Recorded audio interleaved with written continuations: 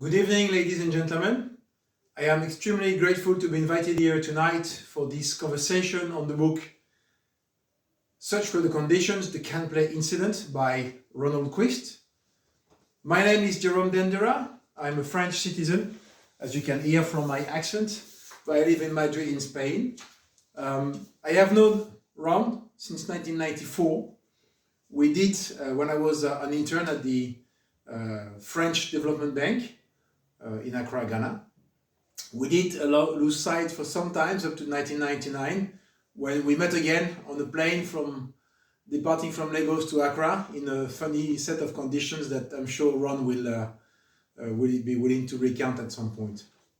Since then, with Ron, we've been engaging as professionals in France on public finance management and overall ODA management between 1999 and say 2012, and then we kept on our friendship thereafter.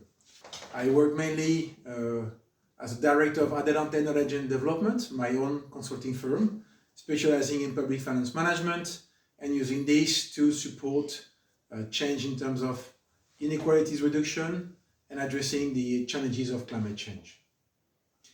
Tonight we're going to discuss about Ron's book, and I think this book is very important to him and to many of us here in the room. To me, it's important because I've always believed that Ron should write a book, but also because I had been privileged and had the opportunity to work with Liberia, to visit Liberia in 1999 with Ron. So I met Ian there. I discovered the warmth of Liberian people and citizens in general, and it was extremely interesting to see the welcome given to Ron, and certainly that goes beyond friendship, and it was also in recognition for his professional achievements. I think the book calls on to us many questions, and each of us will have its different questions.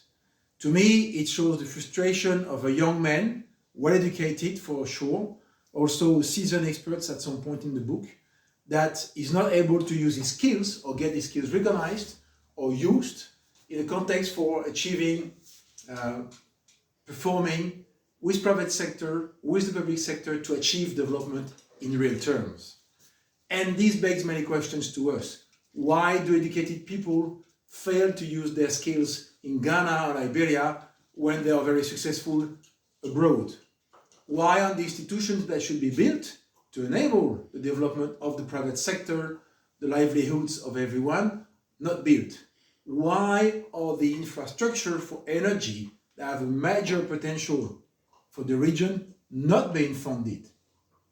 Why is the trade between countries in Africa and other countries outside Africa completely done on a unilateral basis? These are questions I'm asking myself. And I think these questions are still touching us today. I think the book brings all of this out. It reminds me of such issues as the Valladolid controversy of 1551 and the decisions about human souls or not of the Amerindians. And I wonder if this was ever done in such a way for all of us in Africa.